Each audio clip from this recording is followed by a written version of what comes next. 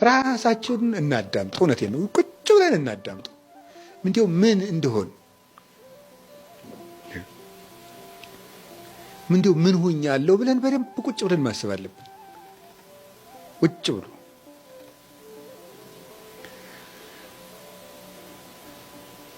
አንዳንድ ጊዜ እንደው ከሰው ተለይቶ ራሱ እንኳን አንድ ቀን ራሱ ቁጭ ማለት ብቻ ነው። ዝም ብሎ ቁጭ ማለት ዝም ብሎ እኮ ነው። ምንም ሳትጸልዩም ቢሆን እውነቴን አንድ አቡነ ዘበሰማያት ጧት አድርሳችሁ ቁጭ ብላችሁ ዝም ብላችሁ አስቡ እስኪ። ቆይ እኔ ማን ነኝ? ስሜ ማን ነው? እኔ ምንድን ነኝ? ሰው። እኔ ምንድን ነኝ? ክርስቲያን። አሁን ምን እያረኩ ነው? እንደዚህ። ትናንትና ምን እያረኩ ነበር? እንደዚህ። እንደዚህ ሊሆን የቻልኩት በምን ምክንያት? እንደዚህ የደረሰባቸው አባቶችና እናቶች እንዴት ብለው አለፉት? እንደዚህ አድርገው። አሁን እኔ ማድረግ ያለብኝ እንዴት ነው? እንደዚህ። ይሄን ሳደርግ ለወደፊት የሚገጥመኝ እንቅፋት ምንድን ነው? እንደዚህ። ለዚያም መወስደው መፍትሄ ምንድን ነው? እንደዚህ ብሎ ማሰብ ይፈልጋል። አሁን እኮ ማሰብ የለም፣ የሚያስብ እኮ ሰው የለም። ይቅርታ ስለጠቀለልኩ፣ ግን እሱ ስለማናስብም ጭምር ነው።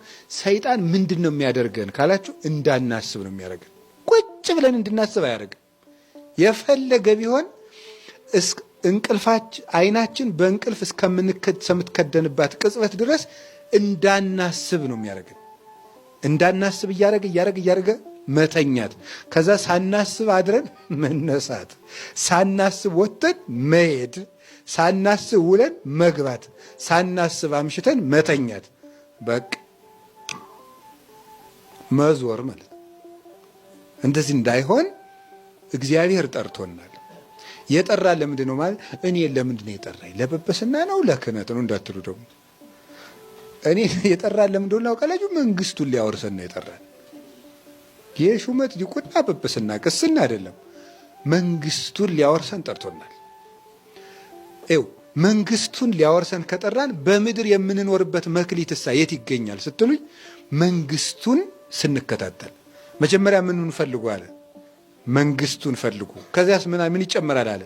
ሌላው ይጨመራል አለ። ሰው ተጠርቷል። ሁሉም ሰው ለመክሊት ተጠርቷል። ለምን አይነት መክሊት? መንግስቱን ለመውረስ። መንግስቱን የሚወርስበትን ነገር ሲሰራ የምድሩን ደግሞ ክርስቶስ ያበጅለታል። ይሄ ነው መሰረታዊ ነገሩ።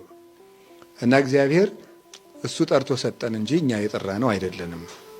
ፈለገን እንጂ አልፈለግነው። እሱ ነው የሰጠን።